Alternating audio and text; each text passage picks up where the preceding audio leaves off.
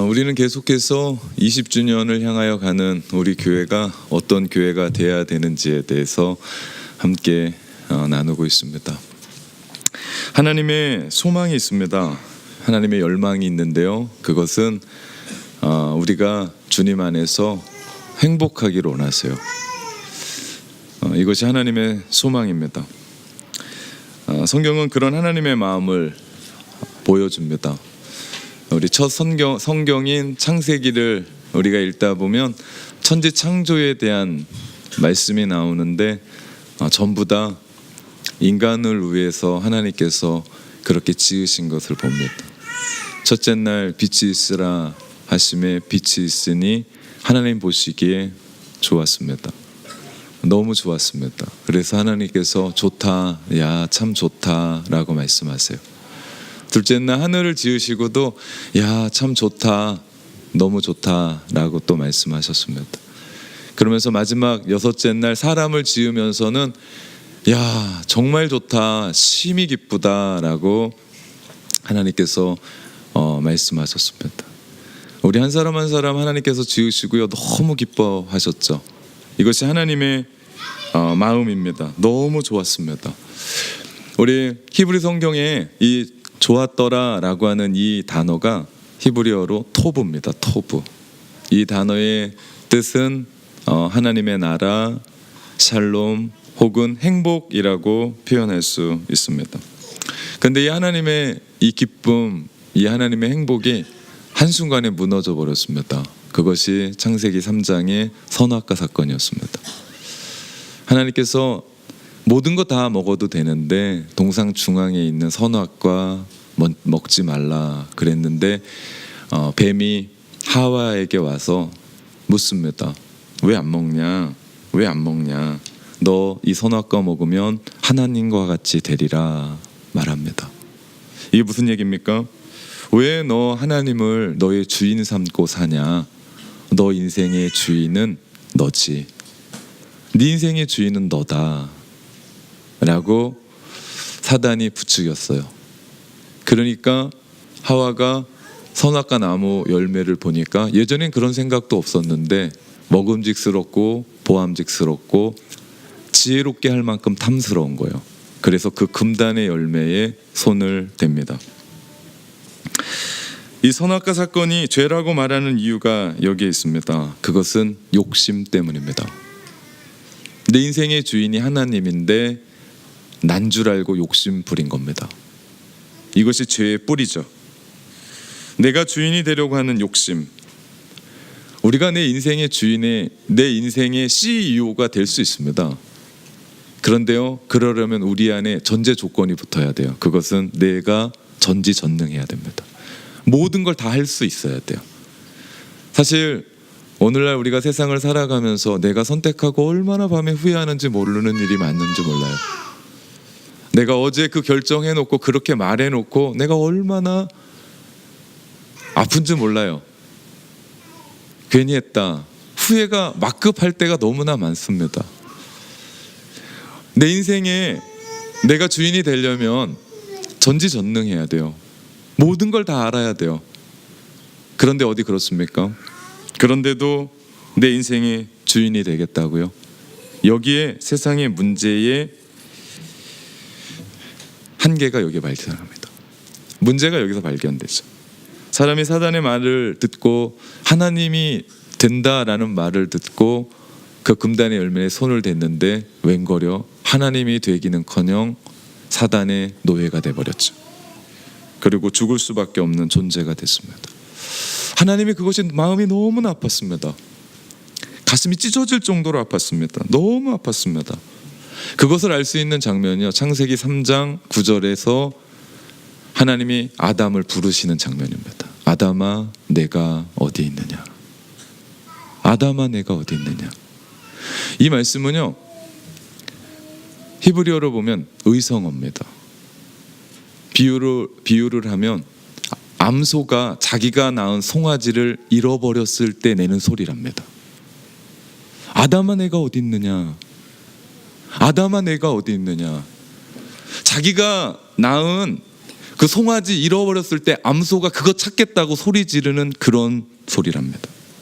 얼마나 하나님의 애절했으면, 얼마나 아팠으면, 얼마나 힘들었으면 이것이 하나님의 한이 되셨습니다. 가슴에 맺힌 한이 되셨어요. 그래서 그분은 그분의 사랑으로 인간을 구원하려고는 계획을 세우십니다. 그것이 창세기 3장 15절의 말씀입니다.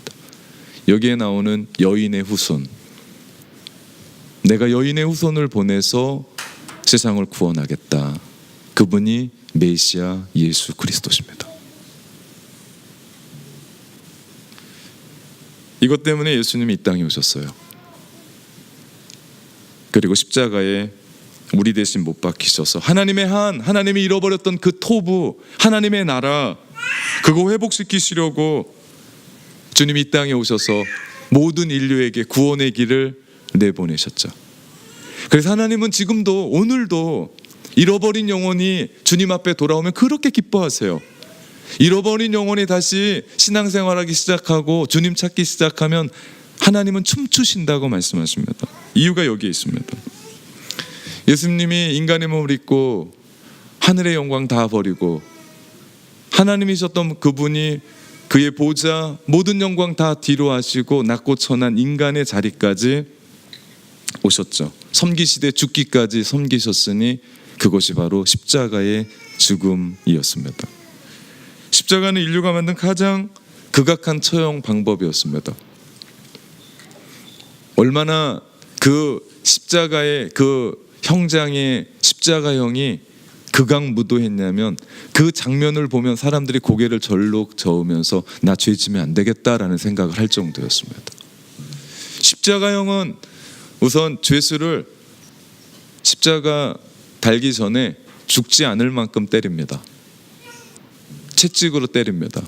그리고 형장까지 십자가 육중한 십자가 지고 올라가게 하고 온 옷을 발가벗깁니다. 수치스럽게. 그리고 양 손에 못을 받고 다리에 못을 받고 물과 피가 서서히 아주 서서히 빠져서 죽게 하는, 정말 이것만큼 고통스럽고 이것만큼 처절하고 이것만큼 수치스러운 것이 없을 정도로. 왜 그렇게 하십니까? 왜 우리를 위해서 그렇게까지 하십니까? 그 방법밖에는 우리를 구원할 수 있는 방법이 없었기 때문에. 그래서 맥스 누케이도는 예수가 선택한 십자가라는 책에서 이런 표현을 씁니다.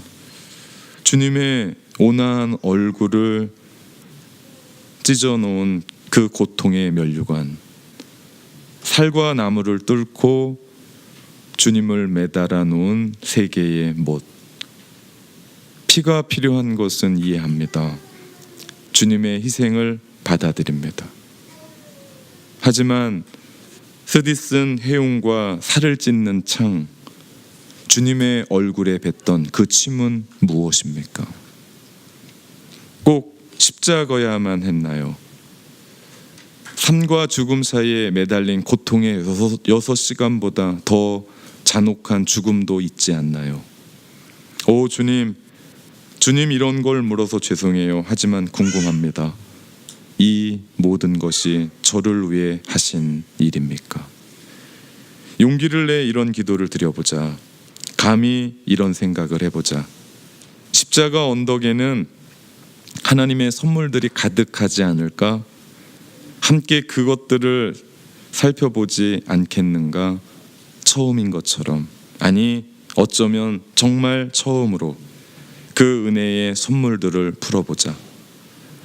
선물에 손을 대고 잠시 멈춰 귀 기울여 보라. 십자가의 나뭇결을 느껴보고 가시관을 더듬어 보고 못의 머리 부분을 매만져 보라. 그분의 속삭임이 들려올 것이다. 바로 너를 위해 한 일이다. 바로 너를 위해 한 일이다. 십자가가 복음인 이유는 그 십자가의 은혜로 내가 구원받고 그 은혜로 살게 됐다는 사실입니다. 오늘 본문은, 우리가 읽은 본문은 복음을 잘 요약해 줍니다.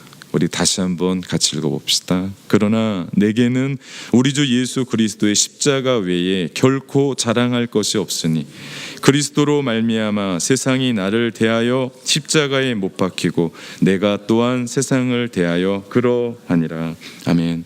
오늘 말씀을 보면 구원받은 하나님의 백성, 성도들이 살아가는 방법을 제시합니다. 그것이 십자가 자랑하고 사는 거예요. 그리스도인의 삶의 도리, 그것은 다른 것 아닙니다. 십자가만 자랑하는 데 있죠. 우리가 지금 무엇을 자랑하고 살아가느냐를 보면 우리의 신앙의 현 주소를 발견할 수 있어요. 나의 신앙이 지금 어느 정도인지를 바로 볼 수 있는 바로미터가 바로 십자가 자랑에 있습니다. 예수님은 공생의 시절 참 많은 일들을 하셨습니다. 수없는 병자들을 고쳐주셨어요. 죽은 자도 살리셨습니다. 그 가난한 시절에 오병이어의 기적을 일으키시면서 남자만 5,000명, 그리고 먹였는데도 12바구니가 남는 기적을 일으키셨습니다. 이게 정말 역사에 기록될 만한 얘기예요. 그리고 그 기적을 맛봤던 수많은 사람들이 이분이 왕이다, 이분이 왕이다, 그렇게 세우려고 했습니다. 오늘날과 똑같지 않습니까? 내가 경제를 살리겠다라고 얘기하면 그 사람 대통령 세우잖아요. 이분이 왕이다라고 세우려고 할 정도로, 오늘날로 말하면 대통령 후보에 올라갈 수 있는. 근데 우리 주님은 제자들에게 그럼에도 불구하고 십자가, 예수님의 죽음을 기념하라고만 말씀하십니다. 다른 것 아무것도 말씀하지 않으세요. 그것 기억하라. 예수님이 십자가 지시기 전에 마지막 최후의 만찬 제자들과 함께 하면서 이것 기념하라, 나 죽음 기억하라라고 말씀하시며 이거 기념하라고 얘기합니다. 그래서 우리 교회는 매주 첫째 주마다 주님의 성찬 함께 나누며 주님의 십자가를 기념합니다. 죽음을 기념합니다. 죽음에 비해 부활은 영광스러워요. 한없이 영광스럽습니다. 그럼에도 불구하고 우리 주님은 부활이 아니라 그 죽음, 나의 죽음, 그 십자가 기념하라고, 기억하라고 우리 가운데 말씀합니다. 주님의 사역, 주님의 삶에서 가장 중요했었던 것이 바로 십자가요, 죽음이었습니다. 주님의 핵심이 거기에 있었습니다. 주님도 그랬고 오늘 본문의 사도 바울도 예수님의 그 십자가 자랑하라고 말합니다. 왜 그럴까요? 왜 그렇게 자랑하라고 그랬을까요? 이유가 있습니다. 오늘 본문에 보면 후반절에 그 비밀을 찾을 수 있습니다. 뭐라고 얘기합니까? 그러나 내게는 우리 주 예수 그리스도의 십자가 외에는 결코 자랑할 것이 없다. 그러면서 얘기합니다. 그리스도로 말미암아 세상이 나에 대하여 십자가에 못 박히고 내가 또한 세상을 대하여 그러하니라. 무슨 얘기입니까? 바울은 십자가를 자랑하는 이유에 대해서 이야기합니다. 세상이 나를 향하여 죽고 내가 세상을 향하여 죽었습니다. 이제는 세상이 나를 향해 기대하는 게 없어요. 유혹하는 게 없습니다. 이제는 나도 세상에 대해서 기대할 게 없어요. 세상에 대해서 더 욕심낼 게 없다라는 이야기입니다. 이 말씀 속에서 우리는 신앙을 점검해 볼 수 있어요. 나 지금 신앙생활 잘하고 있나?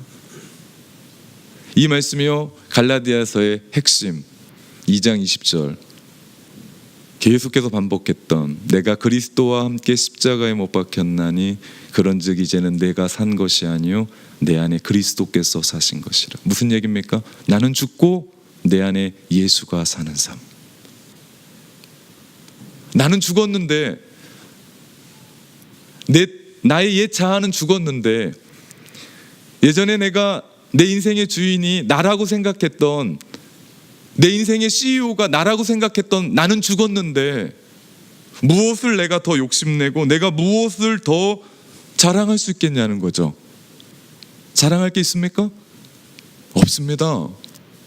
죽었는데 뭘 자랑합니까?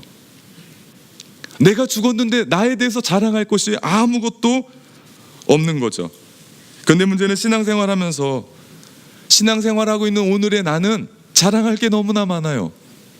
지금도 자랑하고 살고 있습니다. 예수 잘 믿고 세상도 소유하고 싶은 마음이 우리 가운데 있습니다. 예수 잘 믿으면 우리가 잘 나가야 된다는 그런 생각도 있어요. 아직도 내가 죽지 않았기 때문입니다. 그래서요, 이 갭이 우리의 신앙의 비극을 이야기합니다. 이런 사람의 특징이 예수 잘 믿고 천국도 가고 싶고 이 땅을 살아가면서 잘 되고 복도 많이 받아야 된다고 생각합니다. 이게 뭐 문제됩니까? 네, 문제되진 않습니다. 근데 정말 문제되는 것은요, 사람들이 교회를 다니면서도 세상의 것을 놓지 않는다는 데 문제 있습니다. 세상이 너무 아까운 거예요. 너무 아까워요. 그래서 죽을 수도 없어요. 그것 때문에. 주님 빨리 오시면 안 돼요. 이거 다 쓰고 죽어야 하기 때문에. 죽기도 싫어요. 여기서 말하는 세상은 우리가 바라보고 있는 그런 세상이 아닙니다. 여기서 말하는 세상은 우리가 태어날 때 가지고 온 본성, 우리가 세상을 살아가면서 죄가 지배하는 가치관, 죄가 지배하는 생활 양식, 죄가 지배하는 생활 양식을 이야기합니다. 바로 거기엔 하나님이 없습니다. 하나님이 없는 세상. 주님이 이 땅에 오셨을 때 회개하라 천국이 가까웠느니라고 말씀하셨습니다. 주님이 이 땅에 오실 때 혼자 오지 않으셨어요. 주님은 이 땅에 보이지 아니하는 하나님의 나라와 함께 오셨습니다. 즉 우리가 지금까지 얘기했었던 그 하나님의 하나님이 그거 잃어버리고 아파했던 그 토부, 하나님의 나라, 그것 가지고 이 땅에 오셨죠. 눈에 보이지 않지만 주님이 세상에 오심으로 하나님의 나라가 이미 시작되었습니다. 내가 예수를 주로 고백하는 사람들마다 우리는 하나님의 통치를 받고 우리가 가는 곳마다 하나님의 나라가 펼쳐집니다. 하나님의 방법과 하나님의 식이 통하는 나라. 그래서 그 하나님의 통치를 받고 있는 내가 가정으로 들어가면 그곳이 하나님의 나라가 돼요. 하나님의 통치를 받고 있는 우리가 직장으로 들어가면 그곳이 하나님의 나라가 됩니다. 하나님의 통치를 받고 있는 내가 학교로 들어가면 그곳이 하나님의 나라가 돼요. 왜? 그 한 사람 때문에, 예수 잘 믿는 하나님의 식과 하나님의 방법이 통하는 그 한 사람 때문에 나 있는 그곳이 하나님의 나라가 됩니다. 그리고 언젠가는 물이 바다를 덮은 같이 하나님을 인정하는 것들이 온 땅에 가득 채워질 것이고 결국 하나님의 나라만 남고 온 제국은 역사의 흔적으로 사라져가는 다니엘이 꿈꿨던 그 날이 반드시 오고야 말 줄 믿습니다. 이것에 대한 우리의 눈이 열려야 돼요. 이것에 대한 안목이 우리 가운데 필요합니다. 그래야 오늘을 믿음 가지고 십자가만 자랑하고 살아갈 수 있게 됩니다.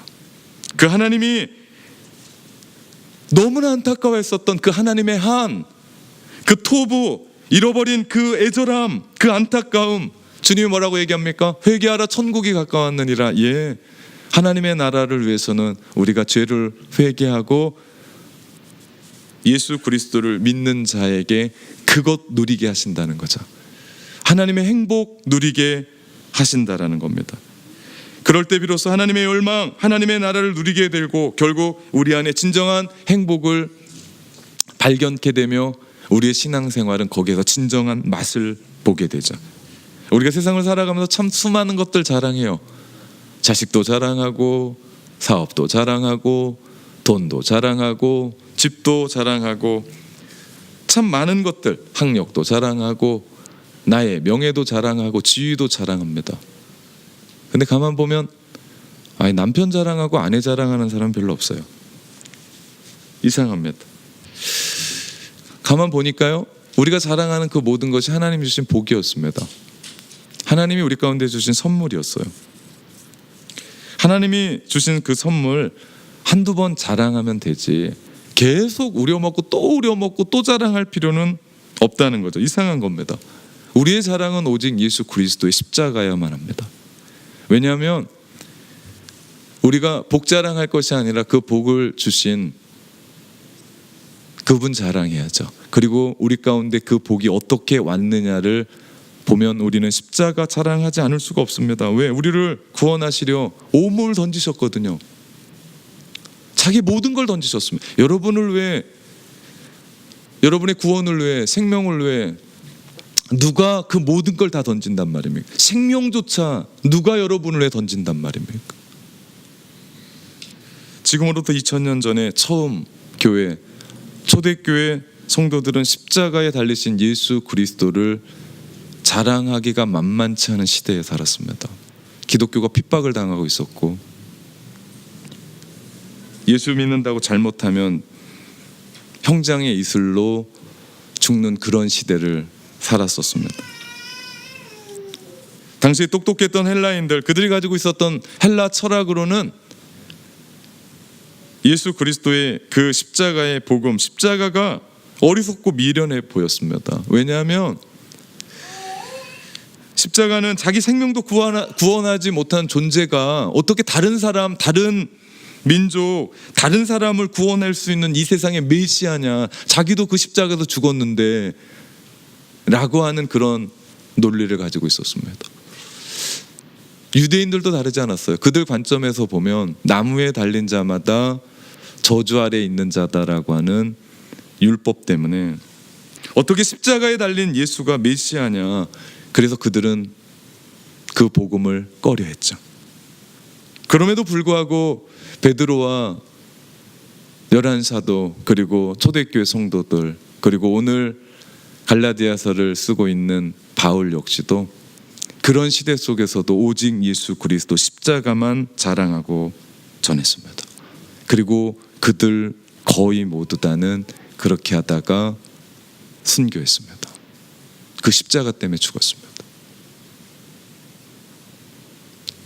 지도자들만이 아닙니다. 초대교회 성도들도 히브리서를 보면 어떤 이는 톱에 켜 죽고 예수 믿는다는 이유로, 콜로세움의 사자밥이 되어 죽고, 새벽에 형장의 이슬로 사라지고, 예수 믿는다는 이유 때문에 경제 생활이 안 돼서 경제가 박탈되고, 취업을 할 수가 없고, 사회로 진출할 수도 없고, 콜로세움의 기둥에 송진과 함께 묻혀서 인간 심지가 되어 횃불로 밤새 다 죽어도 그들은 예수가 그리스도다, 예수님이 그리스도인 것을 부인하지 않았습니다. 도리어 십자가 자랑하고 그 복음을 전하는 삶을 살았습니다. 도대체 그들에게 어디에서 이런 힘이 나올 수 있었을까요? 도대체 그들은 무엇으로 하여금 그 죽음이 두렵지 않았을까요? 왜 이렇게 우리와 다를까요? 그들이 미친 겁니까? 아닙니다. 그들 마음 가운데는 하나님의 그 열망, 죄로 말미암아 잃어버려졌던 그 하나님의 토부, 좋았더라라고 하는 그 토부, 하나님의 나라를 십자가 안에서, 예수 그리스도 안에서 회복하고 경험했기 때문에 그들은 그런 삶을 살았습니다. 오늘날로 말하면 이것을 행복이라고 얘기합니다. 예수 믿는 진짜 행복을 그들 마음 가운데 갖고 있었어요. 그래서 그 행복 때문에 예수 믿는 것이 두렵지 않았어요. 세상이 겁나지 않았습니다. 죽음조차도 뛰어넘을 수 있었죠. 결국 그들은 세상이 감당하지 못할 사람들이 되었습니다. 여기서 말하는 행복은 우리가 지금 생각하고 있는 그런 행복이 아닙니다. 자식 잘 되고 돈 조금 벌어서 행복한 것이 여러분의 죽음도 이깁니까? 그러지 않잖아요. 아, 행복하다, 그것 때문에 여러분 죽음이 무섭지 않습니까? 더 무섭죠. 왜? 그거 지키려고 하니까. 내가 그거 잃어버리고 도망간다고 생각하면 아깝잖아요. 그런 행복쯤이 아닙니다. 우리가 생각하는 그런 느낌의 행복이 아니에요. 여기서 말하는 행복은 우리가 생각하는 행복의 개념과는 전혀 다른 행복입니다. 여기서 말하는 행복은 예수님이 산상수훈에서 심령이 가난한 자는 복이 있나니라고 얘기했을 때 그 복을 얘기합니다. 그 행복, 이것이 헬라어로 이야기하면 마카리오스입니다. 마카리오스라는 그 뜻은 하늘로부터 오는 복입니다. 세상이 주는 복이 아니라 하늘로부터 우리 가운데 오는 복, 그들 마음 가운데 하나님의 토부, 하나님의 나라가 회복되니까, 십자가와 주님 안에서 그것이 회복되니까 하늘로부터 오는 그 행복이 그들 마음 가운데 가득했고, 주님과 함께 날마다 동행하며 살아갔을 때 그들은 죽음이 두렵지 않고, 세상이 두렵지 않고, 우리 가운데 있는 고난이 두렵지 않고, 가난해도 예수 믿는다는 이유로 차별을 좀 당해도, 남들처럼 그렇게 살지 못해도, 죽음이 와도 그들은 두렵지 않았습니다. 그래서 주님이 그런 사람들에게 말씀하시는 거예요. 뭐라고요? 마태복음 5장 3절에 심령이 가난한 자는 복이 있나니, 심령이 가난한 자는 마카리오스가 있나니, 심령이 가난한 자는 하늘로부터 오는 진정한 행복이 있나니, 하나님의 나라가 그들의 것이며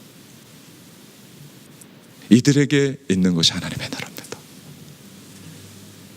우리는 어떻습니까? 오늘날 교회의 위상이 참 많이 떨어졌습니다. 예전에는 교회가 세상을 걱정해 주면서 기도했는데, 요즘은 세상이 교회를 걱정하는 시대가 됐습니다. 이상한 시대가 됐어요. 그래서 그런지 초대교회 때처럼 십자가 자랑하고 살기가 만만치가 않습니다. 나 교회 다닙니다 라고 얘기하기가 어렵습니다. 그래서 혹 우리도 유대인들처럼 십자가가 꺼려지는 거 아닙니까? 참 많은 정보들이 우리 가운데 있고, 세상을 뒤엎을 것 같은 사상과 논리 속에 살아가면서 혹 우리도 헬라 철학에 들어가 있는 그 사람들처럼 이 복음이 미련하고 어리석게 보이진 않습니까? 이런 시대 속에서 우리가 무엇을 자랑하고 무엇을 붙잡고 살아가야 되는지 저는 여러분에게 진지하게 묻고 싶습니다. 1세기에 우리 믿음의 선진들이었던 초대교회 성도들이 십자가 자랑하고 죽음 두려워하지 않고 복음 전했던 것처럼 21세기를 살아가는 우리도 동일해야 되지 않겠습니까? 왜냐하면 그 복음은 예나 지금이나 변한 게 없습니다. 세상도 예수님을 십자가에 못 박은 그 세상이나 지금 세상이 바뀐 적이 없습니다. 동일한 세상입니다.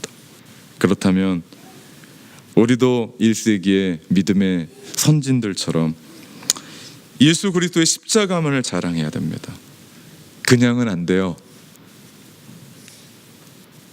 이 자랑하기 위해서는 그 하나님의 열망, 그 하나님의 하나님이 열망했던 그 토부, 하나님의 나라를 우리 가운데 회복해야 됩니다. 그 십자가 안에서, 주님 안에서. 그럴 때 진정으로 우리 가운데 임하는 행복, 예수 믿는 그 맛, 마카리오스, 하늘에서 오는 그 복을 누리며 살 때 우리가 이 신앙생활하면서 어떤 상황에 처하든지 우리는 예수 그리스도의 십자가만을 자랑하며 살 수 있게 될 줄 믿습니다. 그 복음과 예수 그리스도의 십자가만을 자랑하는 것, 사랑하는 성도 여러분, 우리는 여기를 교회라고 부릅니다. 기도하겠습니다.